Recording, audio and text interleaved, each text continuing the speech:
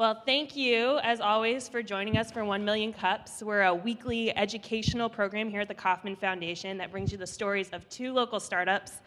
I know we've been through this before, but just as a reminder, the name 1 Million Cups comes from the concept of if we got entrepreneurs in Kansas City together to have 1 million cups of coffee, it would fundamentally change the culture of entrepreneurship here, and I think you're seeing that already. So without further ado, a couple quick announcements to start us off. First, don't forget, as always, to vote in Dream Big America this week, dreambigamerica.us.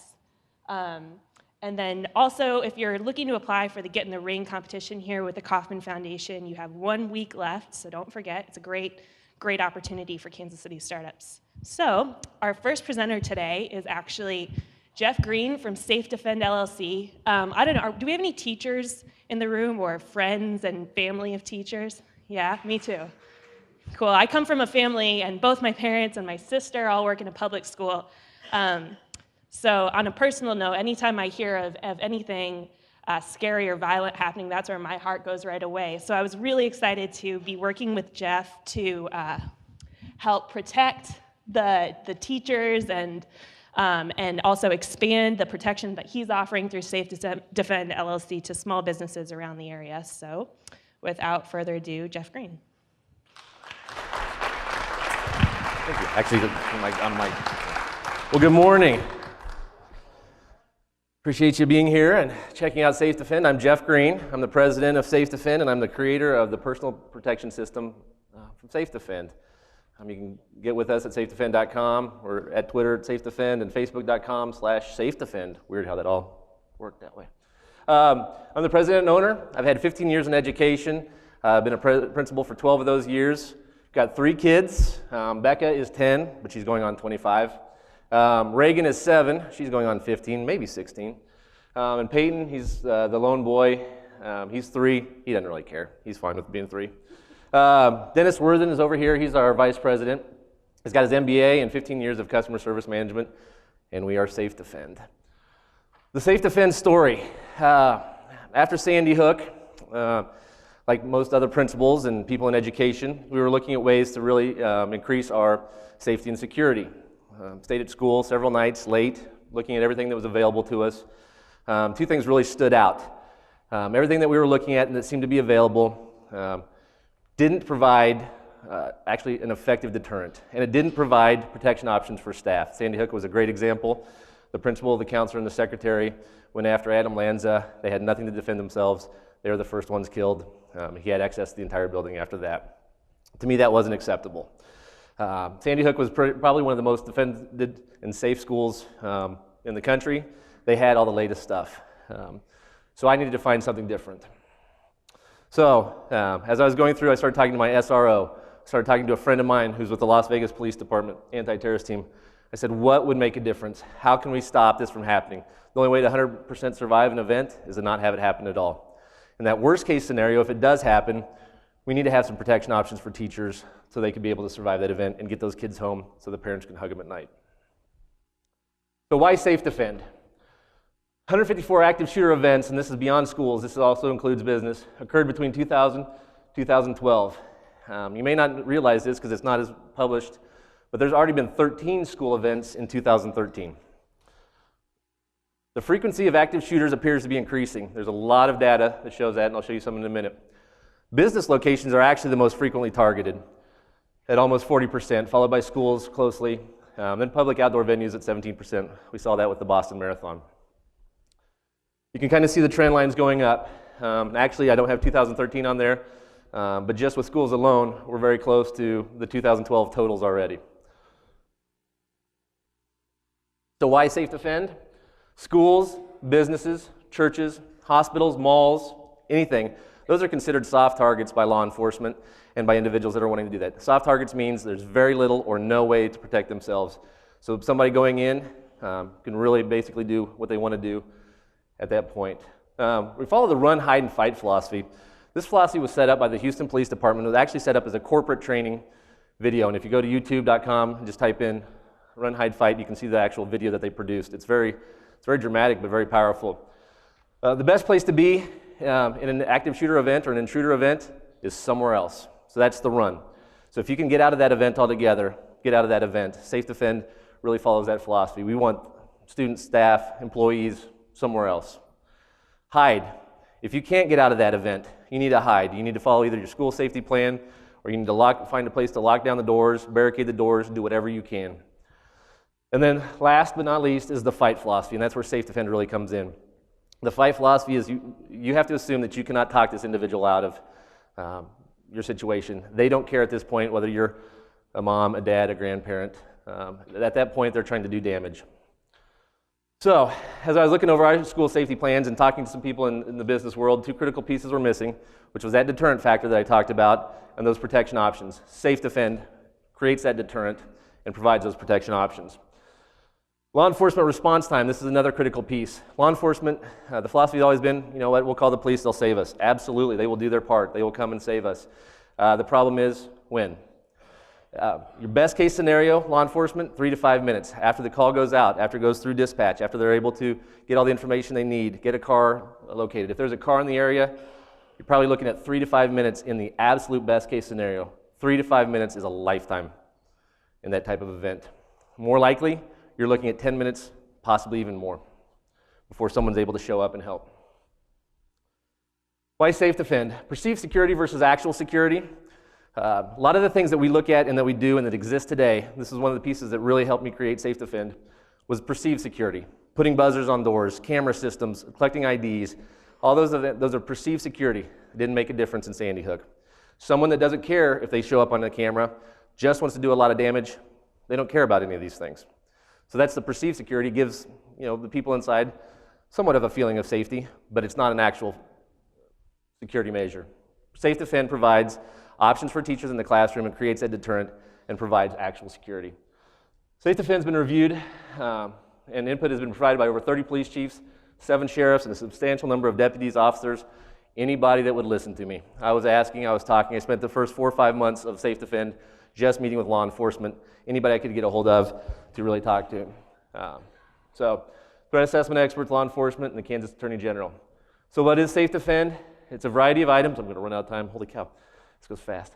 It's a variety of items, all considered less lethal, based on a force continuum, to give an individual in that type of setting the best chance to survive an active shooter event or an intruder event. Give them some protection options.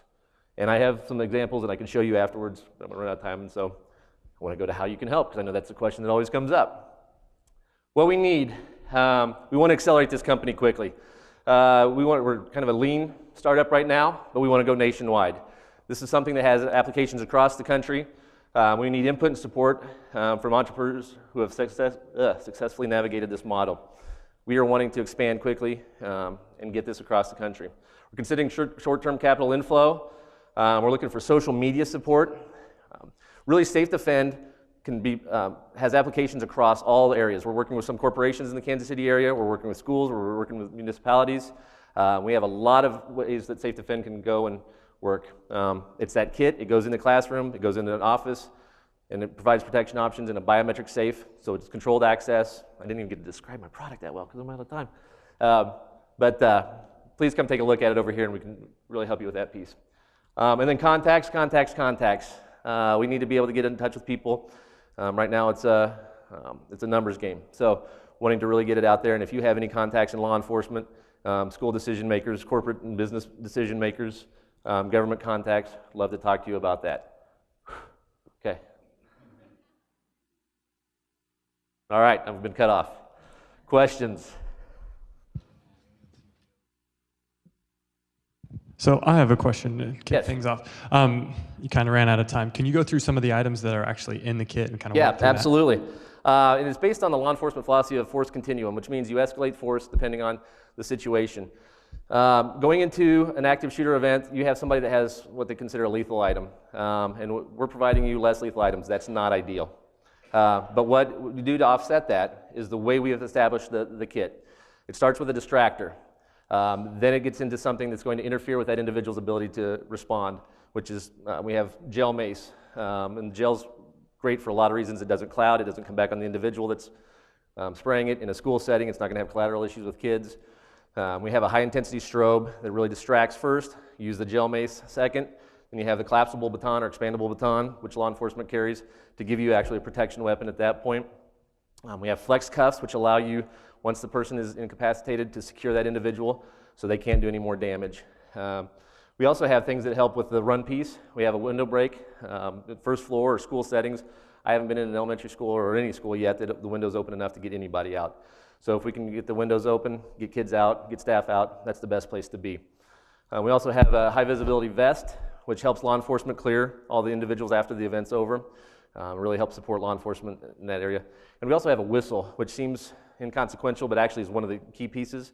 Law enforcement's philosophy now, when they show up, is they're going to end the event before they do anything else. Before they can help anybody, before they can provide any sort of support, they need to make sure the event's over and it's ended. So they actually, having a whistle, gives them a clear area where they need to go first. So they don't have to clear every room. They know where the immediate need is. They can end that event and then get to helping people.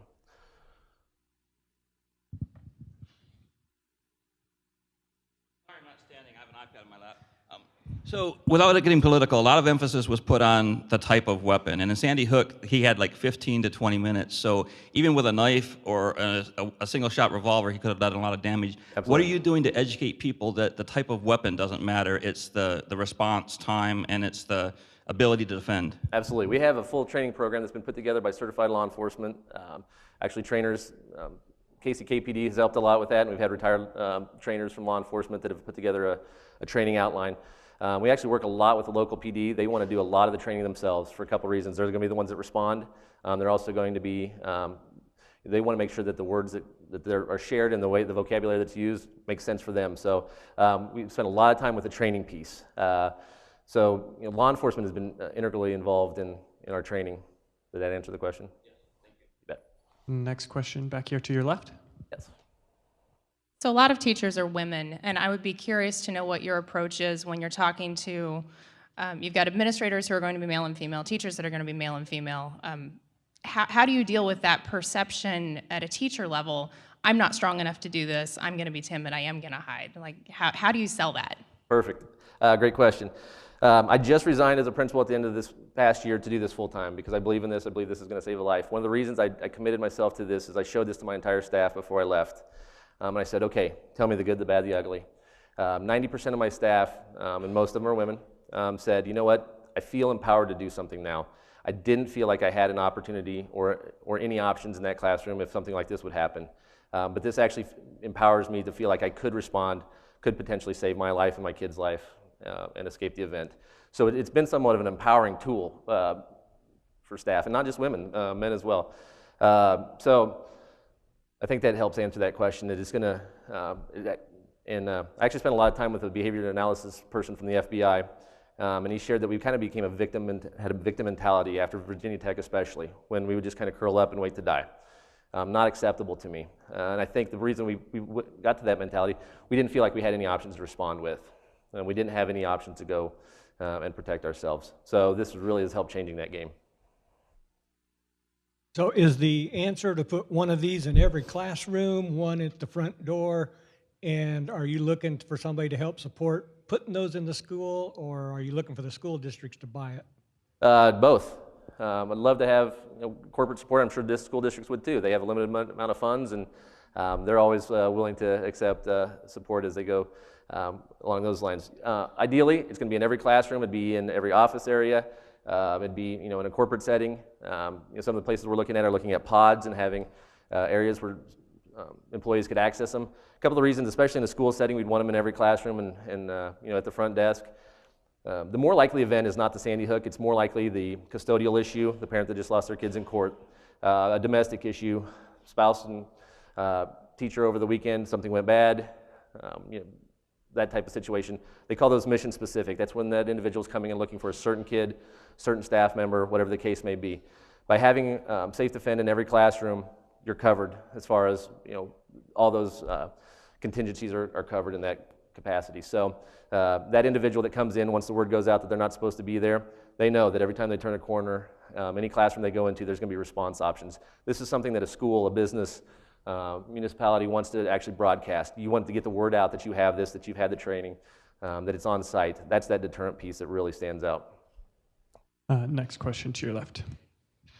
Yeah, I'm trying to understand your business model. Are you selling the package of tools or the training or both? Both.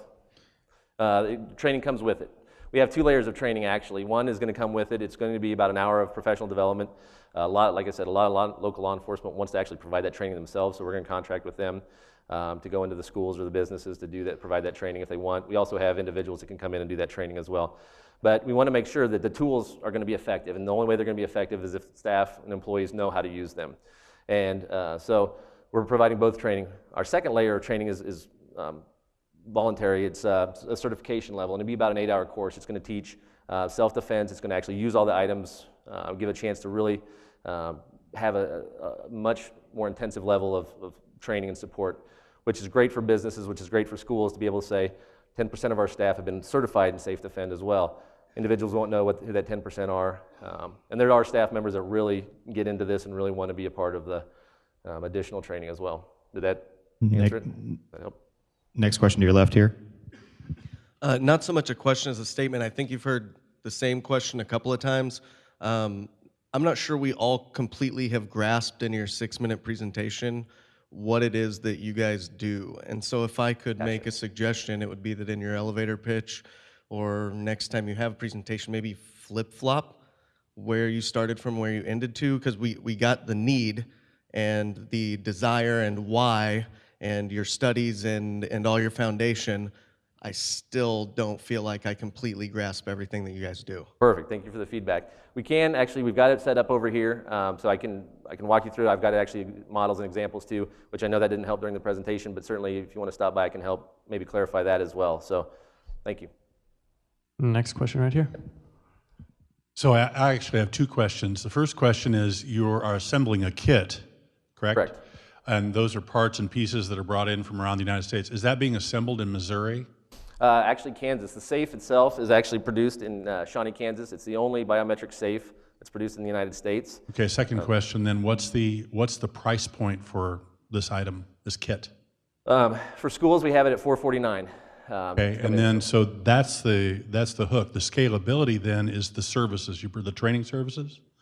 So your revenue model looks like a kit and the training services. And the training services. Our training actually is, not only we're going to do it in person, but we're going to have it online as well. We're finalizing our online training as well. So if staff members or employees come in after the initial training has been done, they're still going to be able to go through a certification training as well. Okay, so a question, my last question, I promise. All right. So if I'm a school district that has 55 schools and I want one of these kits in every school, but I understand you're making a profit to assemble it, why can't I just buy one kit and one training module and then duplicate it for 55 schools on my own?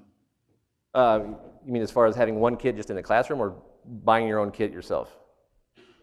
To purchase the kits themselves, you'd have to have the distributor access to the kits. The safes actually retail for $350 by the time we get everything else in there. We're able to provide the full kit, the full package of all the items that are in there. And that's a picture of it at much less than what you could go out and duplicate it for on your own. Hot section of the room over here.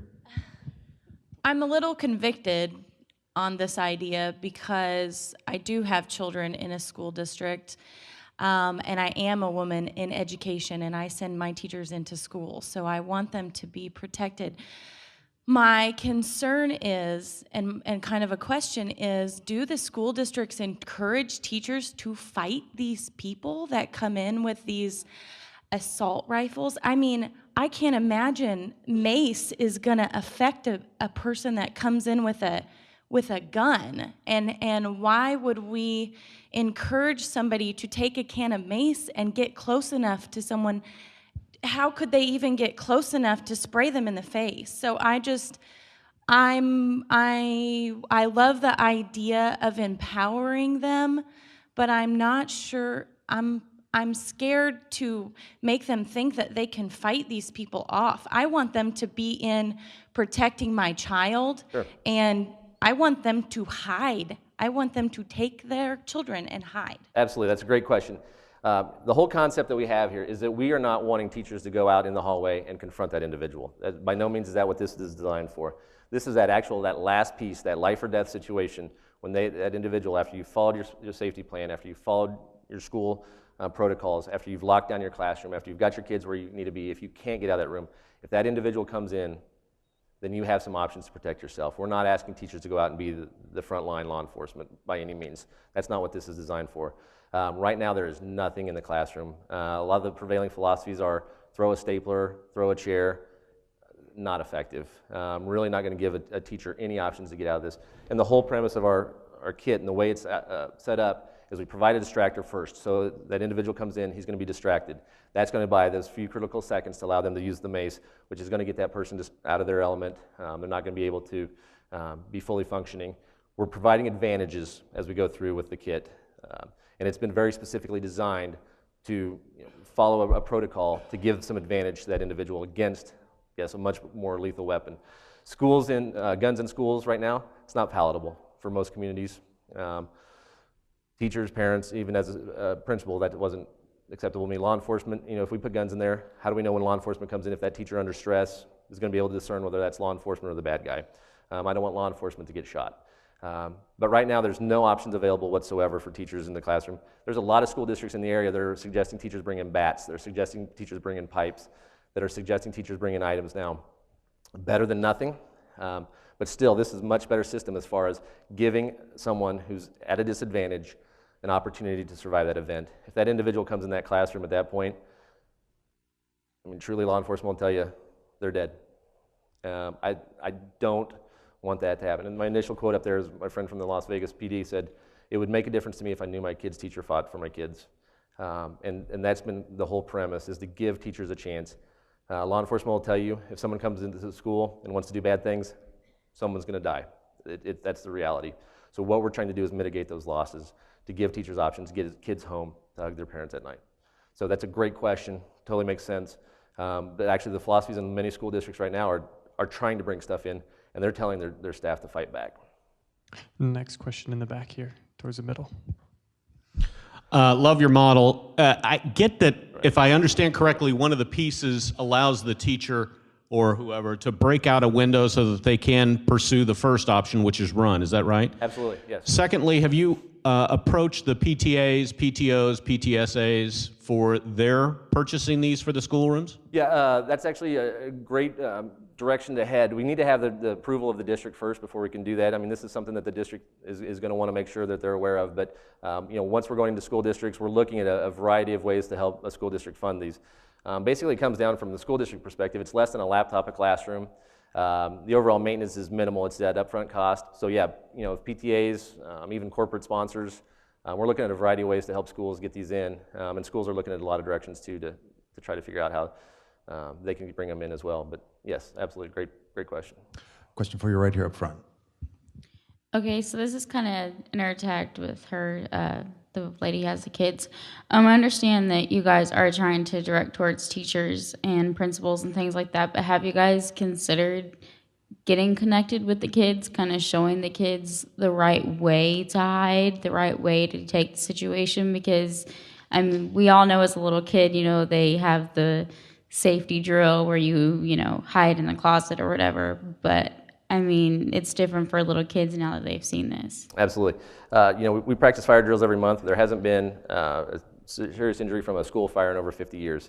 Now, after Sandy Hook especially, we're really starting to up our practices of our intruder drills and our lockdown drills. And part of that does include, for most school districts, I would venture 90%, if not 100%, are during that intruder drill practice, they're working on getting their kids where they need to be, how to get quiet, turning the lights off. So it's becoming a part of kind of the everyday world that the kids are living in now too. So that. Next one over here. Good morning. I'm a speaker that's also an educator that has found it extremely easy to get past the office and the security policies in schools. I'm wondering, is there any kind of ongoing professional development or any kind of networking that changes policies that keep our children safe? One of the difficult things, and I think I'm going to answer your question, as far as working on changing policies, I know a lot of schools are spending a lot of money on those perceived safety measures. Olathe School District's restructuring a lot of their office areas to try to funnel people in. Even putting camera systems out where you get buzzed in. Well, secretaries are going to buzz you in unless you're standing there with a gun or in a mask and presenting as the bad guy. You're going to get into the office. So, really, I don't know of any, sweeping policy changes that are being looked at as far as how to offset that. And I don't know even a better system of, because you know what, you've got uncles, you've got grandparents, you've got schools by nature want to be welcoming, want to have people come in. And so that's another piece that makes it really vulnerable as a setting. I hope I'm answering your question. But this actually provides that deterrent. It makes schools a harder target. It makes them less attractive to not only the Adam Lanzes of the world, but those dads and those spouses, domestic issues. It makes it much less attractive as an opportunity to come in and do something. I don't think I totally answered your question, but kind of, yes, no?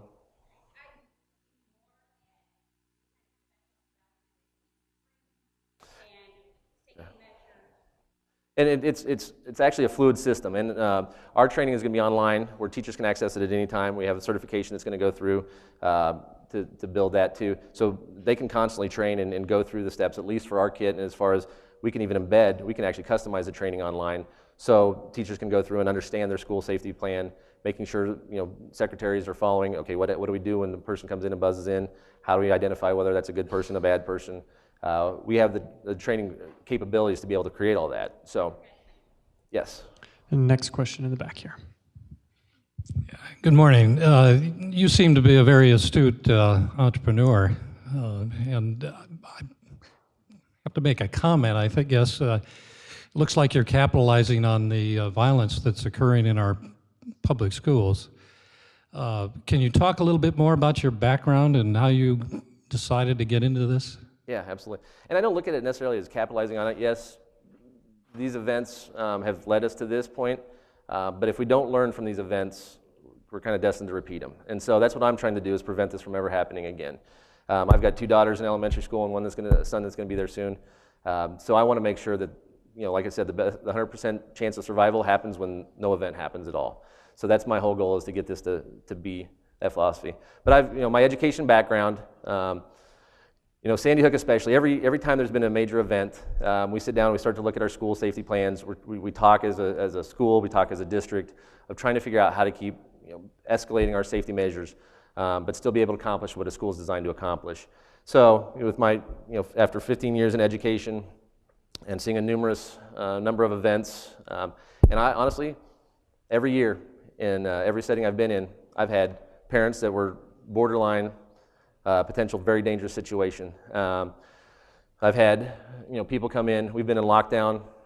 I'd say out of 15 years, I bet 5 or 6 years our school goes into lockdown. We've had schools go into lockdown at some point for some reason. It's just not a safe world right now, to be honest with you. So sitting down trying to figure out how to prevent this altogether. I don't want this to happen. I want my kids to be able to go to school. I want my kids to feel safe. I want teachers to teach. I want them to be able to accomplish the academic mission that we hire them for. So that's why I created this with a law enforcement input. It's something that can set on the side, so it doesn't really interfere with teachers. It's kind of like a fire extinguisher. It's there, it's there, but you don't have to really, you kind of forget it's there unless you need it. So am I answering your question? Yes, good? Okay. Last question here in the middle. Having law enforcement personnel with you as you make presentations to the districts I would think would lend a lot of credibility. Have you considered this? Are you able to do that? And yeah, absolutely. I've got 3 sheriffs right now that have fully endorsed the product in the area. I've got multiple, police chiefs won't endorse it because they're public employees and they can't endorse a commercial product, but they absolutely support the philosophy and the concept. So when I go into a police department, they're actually making phone calls to schools, to even their mayors, their city administrators, because they want to get these in. So the police support is overwhelming. I've got numerous individuals I could call upon that would go in on the support. And in fact, a lot of the police departments are saying, hey, I'll call the school for you, or have them call me as soon as you get in touch with them so that we can let them know that we feel that this is a good direction to go. I don't necessarily always bring in someone from law enforcement with me to the presentations, but I certainly, usually the local law enforcement is where we go first before we go to schools, before we go to corporations. So we're able to say, hey, we've got the support of your PD as you go through. Wonderful. That's what we have for the first presentation. Thank you very much. I know there's still a lot of other questions left.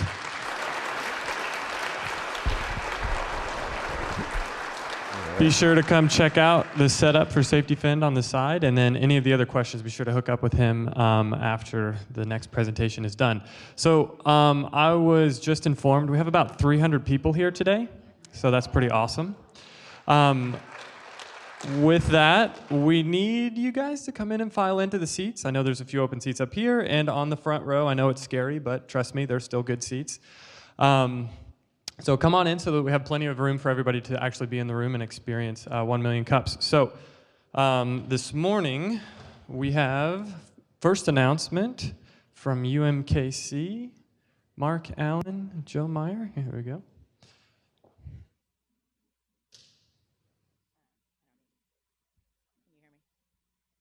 Yes. Can you hear me? Hi, I'm Jill Meyer. I'm with the Small Business Technology Development Center at UMKC, and my colleague Mark Allen. Many of you are familiar with the SBTDC, but for those of you who aren't, we sit right over here at 4747 Truth, and we are a resource for entrepreneurs for all stages of their business, from early business feasibility, proof of concept stage, through business plan, projections, pro formas, all the way up through equity raise, exits, succession planning. So kind of the whole life cycle of your small business. And we do that through a couple of different trainings and resource partners. We are part of the UMKC Innovation Center and also resource partners with KC SourceLink, Digital Sandbox, Spark Lab, and the university, where we work with researchers and faculty to bring out their innovations and products to commercialize them and bring them to the market. So, thank you. Real quickly, in that back-to-school timeframe, we asked us to jump up on stage for a minute and let you know that one of our other big affiliates is Kaufman, and we teach a lot of the fast-track classes. 3 of them coming up here in September: Fast Track Growth Venture, Fast Track Tech Venture, and Fast Track New Venture. And Mark and I, rather than going into it now, will be here to help anybody with the nuances of which class might be appropriate for you. The Growth Venture class is definitely for established businesses that have 400,000 to 500,000 in revenue already, because they are looking at different issues and hurdles than our New Venture and our Tech Venture classes. And importantly, our Tech ESP has come off of its summer hiatus, and for those of you who are familiar with Tech ESP, it is our Tech Entrepreneur Speakers program that we are in the 8th year. It runs once a month, every month, except for these couple months in the summer, and then again we take off in the holidays at the end of the year. And we are very excited to have Sandy Kemper speaking in September, so it is Tuesday, September 10th. Every month it is a successful tech entrepreneur who has been in the market, has had an exit usually, but someone who has had a journey. They talk about their lessons learned, things that worked, things that didn't work, and kind of share with us as well their vision of where they see the industry going and the market going. Those of you who are familiar with what Sandy's been doing with C2FO, they closed a very, very large equity round, and very excited to have him talk about how they were able to do that, what came a part of it, and kind of what he sees in this tech space going forward. So without further ado, thank you for allowing us. Quickly, back to school classes, wanted you to know about them. Cool. I just have 2 things to say, and they're introductions. First of all, we have some colleagues here from the Small Business Technology Development Center in Springfield that are thinking about doing a 1 million cups type event in Springfield. So if you get a chance to talk to them, they're around here. Rayanne and Brian, I think, are here. The other thing that if you can take some time, there's a trade delegation here from Indonesia today, and so they come to Kansas City. Between the Kauffman Foundation and the SBTDC, we've had about 40 countries come over the last 18 months, and so we host them. So if you're from Indonesia, would you please stand up? So if you get a chance to talk to these folks, celebrate entrepreneurship with them. So, and with that, we'll turn it back to John. Thanks, guys. And again, this is an amazing resource. One of the resources that helped me get actually in front of you. They were the ones that referred me to 1 million cups just over a year ago. So anyway, that is a great, great resource. Be sure to look into that. The next announcement I have actually has to do with parking. So the parking at the Anita B. Gorman Conservation Center, which is to the east of Kaufman, if you guys are familiar with that, it's actually right across the street from the UMKC's outpost there. We are able to use their parking in the morning, so I know that this lot has been filling up quite a bit. So you get here, the lot is full, feel free to park over there. There's a walking trail that connects the two complexes. So I think that's pretty much it for announcements here in the middle. So without further ado, I'd like to introduce to you LocalStart with Richard Shipley. And let's see, we've got Richard Shipley and Katie Greer giving our presentation this morning. So I've really loved being able to get a little bit more information about what they're doing and the initiative that they have for Kansas City. And I think it's a great piece for uniting the startups and uniting the companies that are here in Kansas City and giving them a more clear single voice. So thanks, guys. Good morning, 1MC. How are you guys doing? Good? I know most of you guys. My name is Richard Shipley, founder and CEO of LocalStart.org. This is Katie Greer, my co-founder. I'm going to tell you a little bit about us, but first I want to ask you a couple questions. What is it about Kansas City that we all love? Is it the cars, trucks, and mowers that we make here? I heard barbecue. Is it our ever-growing list of writers, artists, and musicians? Maybe it is the food. Or is it the people? Gotta be the people, right? They're the best. But what's the connection between the people and the local economy? Every vehicle, every bar of soap, each item is more than just a product on a shelf. It's a connection to the people. The people who, like you and I, have chosen Kansas City as their home. These people aren't faceless and half a world away. They live here. Our kids could go to school together. Probably sat next to them at the last Sporting KC match. But how do we, as consumers, choose to support them? What tools do we have to choose where our money is spent and what economy we help grow? We are LocalStart.org. We're a non-for-profit organization working to bring locally made goods into the forefront of people's minds here in Kansas City. I founded this organization almost 3 years ago now as an organization that was looking to do whatever we physically could about the Great Recession. At whatever level we wanted to do it. We went through a series of projects and research work and attended the National Day of Civic Hacking, Hack KC. I think some of us were there. And I met Katie Greer. And we've developed a holistic approach, and our project took a serious pivot. And Katie's going to tell you a little bit about the work that we did there and what we're working on. Go ahead, Katie. Yes. As Richard said, I met him at the National Day of Civic Hacking at the beginning of June. I was immediately attracted to this project. I love that it focused on the positive and wanted to bring attention to all the wonderful things we have here in Kansas City. I know that I personally want to purchase locally made products, but that it can sometimes be difficult to find them. So wouldn't it be great if there was a trademark that would go on all locally made products, making it easy for you to identify them in the marketplace?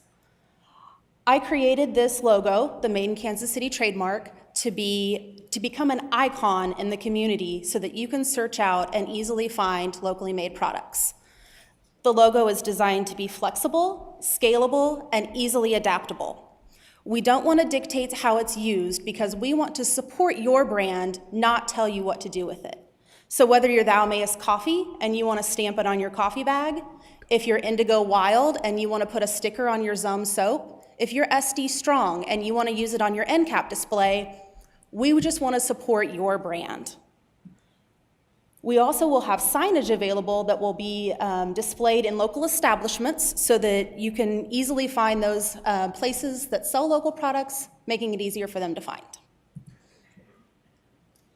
So the project went live almost 3 months ago. 3 months to date, we have 34 companies with the trademark in their hand working to bring it into production, 4 establishments ready to become those icons in the community, and we're moving forward with the project. The next step is to take this information and build it into a platform that we can access, such as your smartphone or the laptop. Either way, the goal for it is simply to be, I'm going to be at the Hen House in Brookside. What are my favorite products that are there? I'm going to take my family out shopping. Which boutiques offer our favorite local designers? Empowering you to do that. The third step of this project is tying together the manufacturing, bridging the gap between factory sourcing and startups here in Kansas City. So we're building relationships with these manufacturers to know what those things are available to the startups. So as a startup, you know where the cut and sew manufacturers are. You know what your options are for plastic molding and things of that nature. And we're building that out as well into a platform that you as an entrepreneur and a startup can access so that you know what your options are. This allows us to then, the example that I use a lot is that we're building relationships with the local fashion designers. We understand who they are and what they're making. We're also now building relationships with where those products are available so that we can help tell everybody where it's at and help foster those relationships.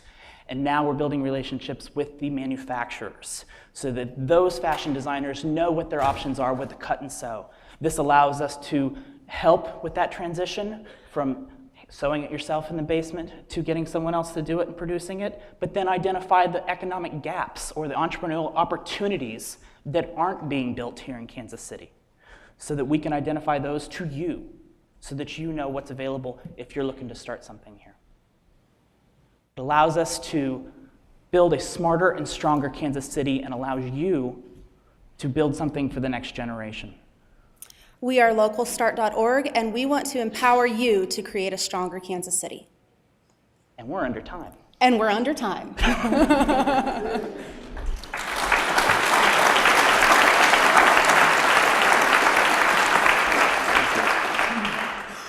What do you got, 1MC? There she is. Question for you right here. Good morning. Do you have an app for my phone yet so that I'm able to see exactly what you're talking about? That's exactly what we're working on. We developed one a while ago, and it was our first original goal. This was before the Hack KC event, and it included everyone that was both headquartered and made here. But we determined that it was where we had the most impact was stuff that was physically made here, so we're redeveloping that. But instead of building the platform and then trying to populate it, because those of us that are tech designers understand we could take a lot of time doing that, we're doing the hard work first. We're getting the trademark out there, and we're building relationships with those companies, and we're going to do it in reverse. So with those 34 companies, we'll take their information and start to build it so that we can do it leaner and more efficiently. As a non-for-profit, we have to be efficient, especially with our funding. So it allows us to do it that soon, my friend, soon. Next question in the middle. Yeah, what do you do if there's a product that wants your logo on it, but you're not exactly a fan of the product? Yeah, that's something I have to reconcile. The reality is it's not about me or Katie, it's about us, and that we have a right to know what's made here. So our opinion doesn't matter as So much. like Honeywell down south in the nuclear parts, would that be? If it's made here, you have a right to know. And if they're, more importantly though, if they're willing to take it on, if they see Kansas City as their home, then they're here. I would add to that most of us who are making things in Kansas City are very, very proud of that fact. And so this is providing essentially the community that most people want so that we know the things that are made here. Richard and Katie, a question for you way here in the back. There she is. Good morning. Good morning.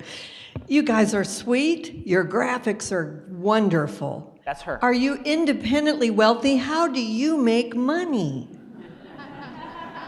No, ma'am, we are not. Up until now, the work we've done has been funded by my retirement. And my good credit score. And her good credit score. So it's a very good question. We launched our Indiegogo campaign last night, and we're actually starting to build relationships with people so that the crowds have an option, but we're also looking for corporate sponsorship. We have a sustainable program that we've built out, but we have a chicken and the egg problem with our funding. Basically, once we have the data, we have the app, we've built the platforms, there's a lot of opportunity for fundraising because we can help transition. One of the largest things that we see is that transition from startup to factory sourcing. Those factories pay sales teams very well. There's no reason that funding couldn't necessarily come to us to help perpetuate our programs. The second side of it is on the app side. There's plenty of funding opportunities there, but we have to get there. So we launched our Indiegogo campaign, and anybody that saw the Indiegogo presentation yesterday. I was a little scary about that, but we did it anyway.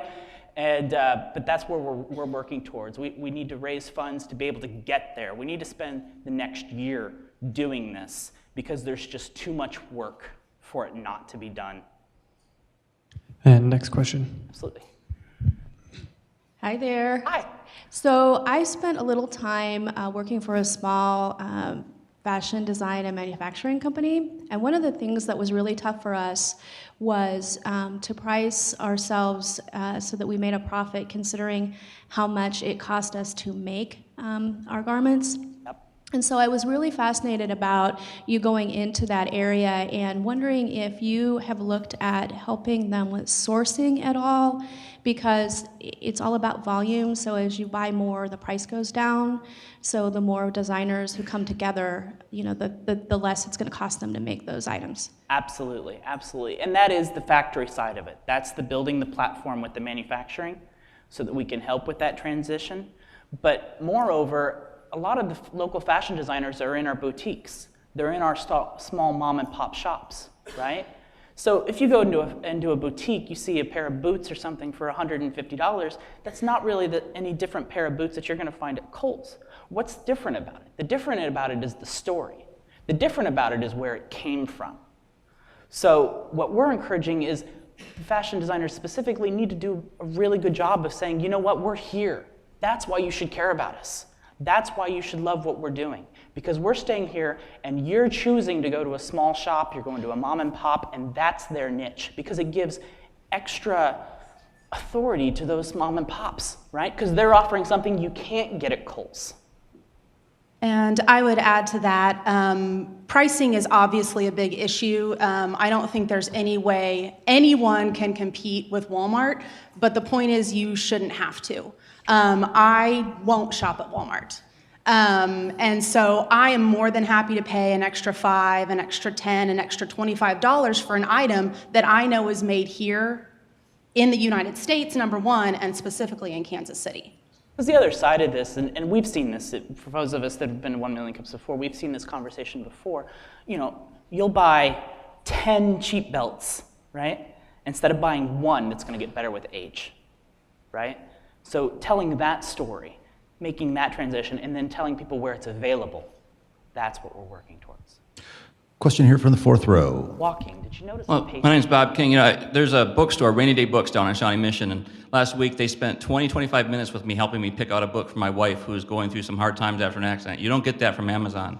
So what I've done is on our site, instead of linking to Amazon, I'm linking to Rainy Day Books online store. And beyond the Made in Kansas City, I think all of us in here have websites, and we can link to each other's businesses as well. And what I think, my question for you is, could you make that part of your education outreach program to encourage not just showing those brands, but linking to each other? It's definitely something to work on. It really is.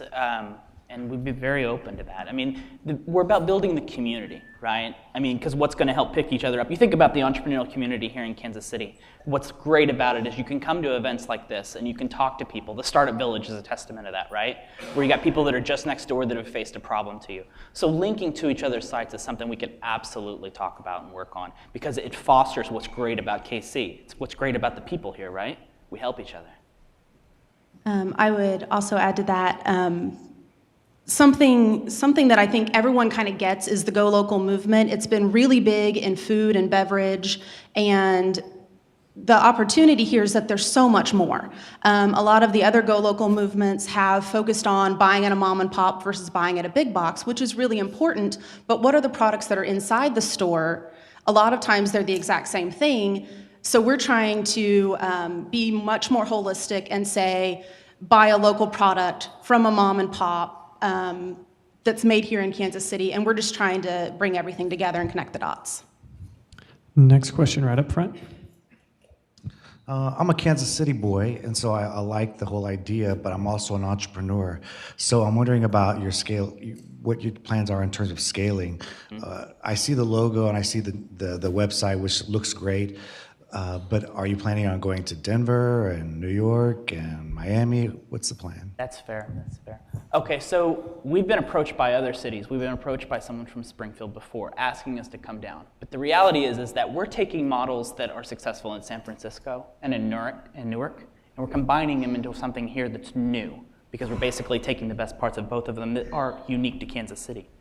We're very open, but where I think we have the most power to do that is to build a model that works well and then be able to share that down the road. But our priorities right now are on Kansas City. Kansas City is where it is. If we can help other cities later do that, absolutely.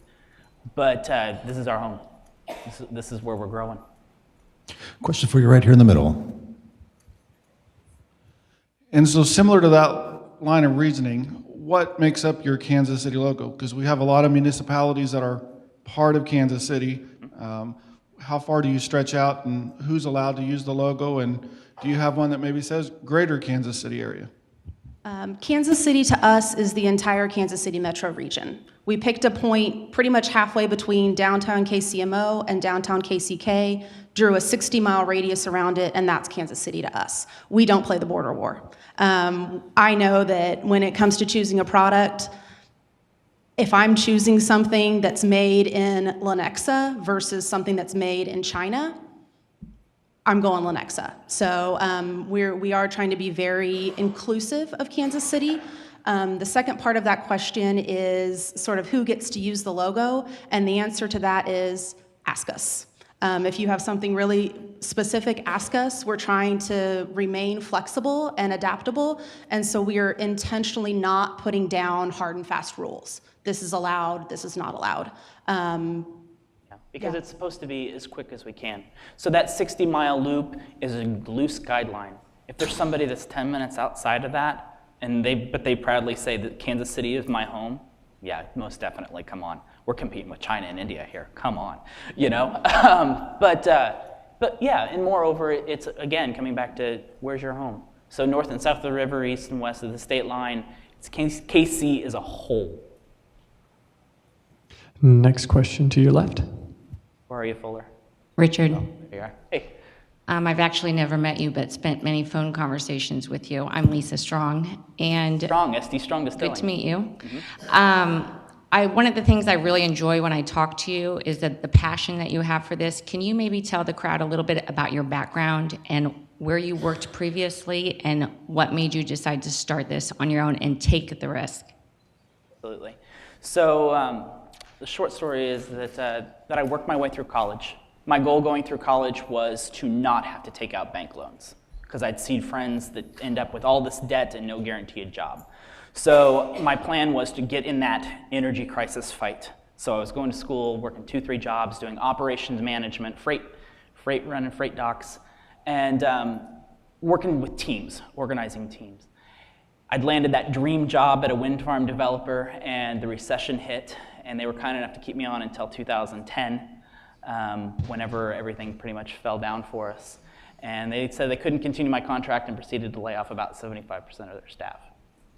So I'm sitting at the kitchen table one day just completely irritated, right?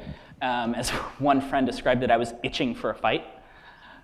And basically, you know, I'm sitting there and I happen to be eating barbecue sauce, and I flip over, I've got KC Masterpiece in my hand, and I go, where's this made? And I flip it over. Oakland. So, being the person I am, I wipe my hands off, grab my phone, and I call their customer service. Hey, where's this made in KC? We're based in Oakland, California. Oakland? Yeah, but where's the plant at in Kansas City? I can't share you with that. That's proprietary information. My head goes, boom! You know, so I'd look at a friend of mine who I'd kind of started to play with this idea with, and I get online and I say, you know what, here's what I want to do. I want to get together into one space, all the people that make stuff here in Kansas City, and encourage that person-to-person connection. Get all the stuff, the goal was, you know, Union Station, let's get Sprint Plaza, right? Bring everybody down and make that person-to-person connection. I'm from Waldo, I make this. You are? I live in Brookside, that's amazing, right? I get online and I start looking, I type into Google, right? Made in Kansas City. What's made in Kansas City? Nothing. Products made in Kansas City. How's this possible? We just went through a green movement, didn't we? We just went through a movement where everybody was talking about buy organic, buy local, here's available. Walmart's got local products all over the place, right? I look at my friend and I say, unacceptable. Absolutely unacceptable. And we started the next day. And it was literally yellow pages, food processors, 12 pages, research every single company. And we took 11 months to research everything we could prior to the Hack KC event. And the whole goal at the time was who's headquartered here and who makes stuff here, right? Lee Jeans is headquartered here. They don't make stuff here, but they still hire salesmen, managers, marketing people, designers. They still hire those. Those are still jobs, right? It was about jobs. We went to the Hack KC event, and shortly thereafter, we realized we had a good conversation with some friends and realized that where we had the opportunity for the most impact was by the people that are physically making stuff here. So it's always been about jobs. It's been about Kansas City. And that's where the fight is, and that's where we're at. I'm going to cut you off just so you have one last question here. Okay. I'm sorry, Katie. Go ahead. I wanted to tell my why. Tell your why. I'll be really fast. I love Kansas City. It hit me when we got Google Fiber that I was hearing from outside Kansas City. Really, they picked Kansas City? And the thing that really, really drove me insane was that I was hearing that from people inside Kansas City. Why did they pick us? I can't believe they picked us. And I'm like, you must not realize how fantastic it is here. And so that was my motivation for wanting to get involved with a project that was focusing on all the fantastic things we have here in Kansas City, because I'm all about, I have a graphic design background, so I am all about marketing, focus on the positive, scale up the successes, and as a consumer, I want to buy local. So this makes it easy for me to do that. All right, one last question. There he is. All right, you guys know that I love this initiative. I've pushed it out across everything that we do. I just want to ask the scary question for the other people with businesses and salespeople in here. What you guys want from me at Fuller Creative is all of my business contacts and everything that they manufacture. Mm-hmm. And I'll give that to you. And you know that, I've told you. And what you want from the language project is for them to stamp the Made in KC stuff all over our materials and to let everyone know with the hashtag and everything else Made in Kansas City. So you guys, what your big ask, right, is that everyone in this room get with you and provide the contacts that you need, one, for funding, and two, to make sure that everyone is using the Made in KC logo and that we are getting it widespread and fast and having the impact. Yeah, what we need is hand, feet, hearts, and minds. That's what we need. Because we spend so much time finding these companies, any flow direction that we can get, where the companies that are physically making their stuff here start to come to us to join the initiative, or the manufacturers that are coming to us to join the initiative, is time that we're not spending researching yellow pages. You know what I mean? It's time we're not spending doing other things. It's time we can spend building platforms, building relationships. Any reverse of flow we can get to do that is what we really need. The second thing we need is we do need funding. We have that chicken and the egg problem that we've got to move forward with, and corporate sponsorship would really help it along, because once we have it, we've got a stronger KC. Once we have the data and we can put it in your hands and empower you to make those opportunities possible, that's what it's all about. So we need funding to do those things. So yeah, that's right. That's absolutely right. Check out our Indiegogo, share everything, and if you've got a product, come see us. If you're a manufacturer that offers scalability, come see us. Buy a t-shirt. Buy a t-shirt. They're made in America, They printed are. right here in Kansas City. That's right. I also have onesies. Come see me afterwards. That's right. For the next generation, onesie, made in Kansas City. They're That's available wonderful. on Etsy. Sorry. So typically we ask what we can do to help. I think you've pretty much answered that. Do you have anything else to add? Go KC. Go KC. All right. Thank you very much.